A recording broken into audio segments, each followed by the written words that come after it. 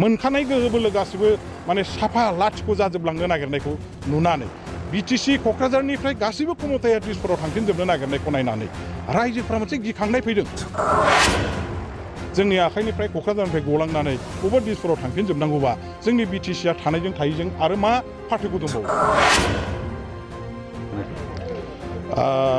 सिदा सिदि दिनै बुंनो थाङोबा बिपिएफ दलनि जे मोनसे अबस्था दलनि जे मोनसे भेटि बियो दिनैहाय सरकाराव गैया होननानै लोरबां जादों बेखौ जोङो माने साननानै लानाया गोरोन्थि।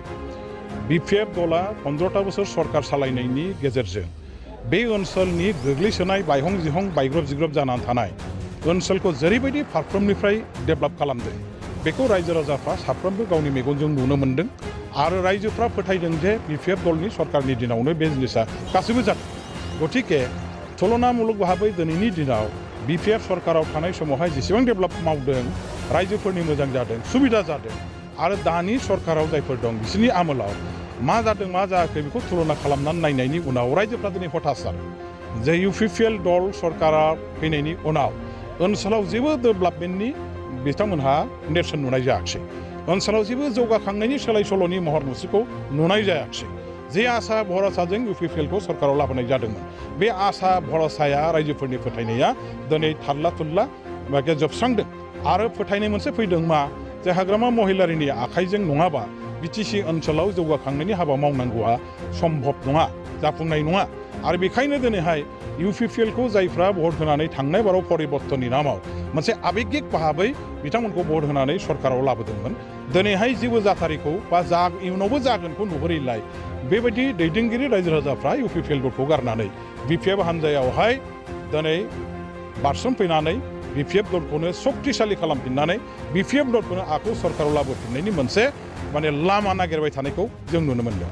दा बेनि गेजेराव दिनै साफा सानै सोरबा नेताया जुदि बिपिएफ हान्जानिफ्राय नागारनानै बबेबा सोरबा बिजेपिआव सोरबा इउपिपिएलआव थांदोंबा बेयो आसरित जानांगौ गोमोनांगौ बाथ्रा गैया। बे गणतान्त्रिक देशनि राजनैतिक बेबस्था राजनैतिक दलफ्राव बे जिनिसा जायो।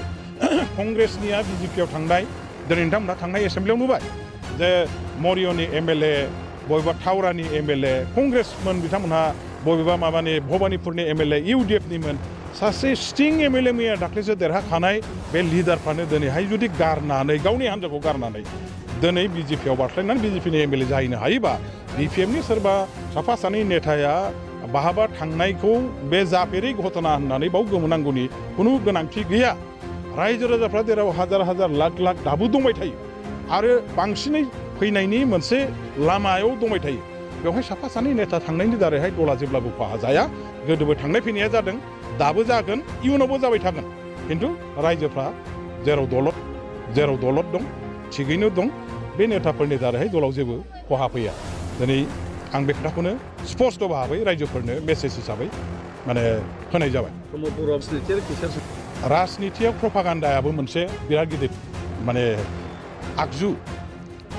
बिरोधी दलनि गोहो बोलोखौ गोसोनि बोलोखौ रायजोफोरनि गोसोनि बोलोखौ लोरबां थोरबां खालामनायनि थाखाय राजनितियाव बेबायदि माखासे उरा बाथुरि जायखौ माने बाराव माने हगारनाय जायो मोनसे प्रपागान्डा हिसाबै बेबायदि प्रपागान्डा हगारनायनि नामावनो प्रमद बर'नि खुगानिफ्राय हयथ' बेफोर बाथ्राफ्रा ओंखारदों। बेबायदि दले बले लिडारफोर बबेबा हान्जायाव बबेबा हान्जानिफ्राय थांनाय बेबायदि जाया। साफा सानै नेताफ्रा सोरबा थांनो हागौ सोरबा फैनो हागौ खिन्थु दले बले लिडारफोर थांगोन मागोन होननाय बाथ्राया बे खोनासंथाव जाथावथाव बाथ्रा नङा आरो फोथायजाथावथाव बाथ्राबो नङा। बेबायदि घटना जेबो जायाखै जानायबो नङा जानायनि खुनु बे रोखोम माने सिन्थमबो गैया। बरंस बिपिएफ दला पावाराव फैफिनगोनखौ बयबो 100% बिसास खालामनानै फोथायनायजों मोनसे गोदान गोसो बोलो आरो साहसजों खामानि मावनानै रायजोफ्रा जे समाव अल्टारनेटिभ नांगौ इउपिपिएलनि बादै माने गुबुन मोनसे हान्जाखौ सरकाराव लाबोफिननांगौ अल्टारनेटिभ गभर्नमेन्ट इमिडियेट लाबोफिनाबा बिटिसिआ धंस जानसै होननाय मोनसे रायजोफोरनि गेजेराव दोहौआ फैदों। बे समावलाय आरो सोर रायजो राजाफ्रा माने बिसास खालामगोन जे दले बले लिडारफ्रा थांगोन होननायखौ बे सम्भबानो नङा।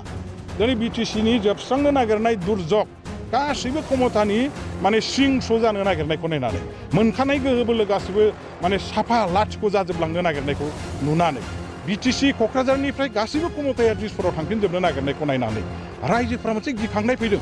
जे जोंनि थैजों जोनोम होनाय हाजार हाजार लाख लाख रायजोफोरनि सेक्रिफाइसनि गेजेरजों मोनखानाय बिटिसिनि क्षमतायाबो जुदि दिनैहाय जोंनि आखाइनिफ्राय क'क्राझारनिफ्राय गलांनानै बबेबा दिसपुराव थांफिनजोबनांगौबा जोंनि बिटिसिया थानायजों थायैजों आरो मा पार्थक्य दंबावो दा गतिके बिटिसिखौ जोबस्रांहोनो हाया आरो जायफोरनि दारै बिटिसिनि क्षमताफ्रा बे एरेन्जमेन्ट हिसाबै बिटिसिया जोबस्रांनो थांगासिनो दङ बेबायदि मानसिफोरनि आखाइनिफ्राय दिनैहाय बिटिसि रैखा खालामग्रा बिटिसि जोनोम होग्रा बिपिएफ हान्जानि आखायाव बिटिसिखौ गथायफिनाबा जोंहा खुनु उफाय गैला रैखा गैला होननानै रायजो राजाफ्रा मोनसे माने सांग्रां जादों आरो गिनायजों दिनैहाय बिनिफ्राय बारग'नायनि मोनसे राहा नागिरनानै बिपिएफखौनो सरकाराव लाबोफिननो थाखाय साखाफारा जाबाय बेखौ खिन्थु बयबो मिथिनानै लानाया दरखार दं उरा बाथरिजों गोजावलाबायनो नाङा।